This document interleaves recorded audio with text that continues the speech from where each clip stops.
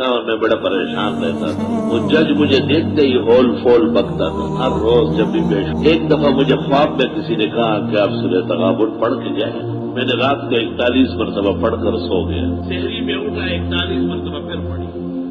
سنتوں میں بھی پڑھی اور فجر کی نماز کی پہلی رکعت میں پڑھی, دوسری میں سب اسم ربک الاعلی پڑھی. عدالت جاتے جاتے پہنچتے پھر میں نے 41 ہم 12 پہ لوڑ. خدا کی قسم لا الہ الا اللہ محمد الرسول اللہ. جیسے میں پیش ہوا مجھے ایسا دیکھا تھا مولانا آج آپ کے حق میں فیصلہ ہے اور آپ سے 2 سال کی معافی مانگی اور یہاں تک کہ فیصلہ لکھا سب کچھ کیا ہو.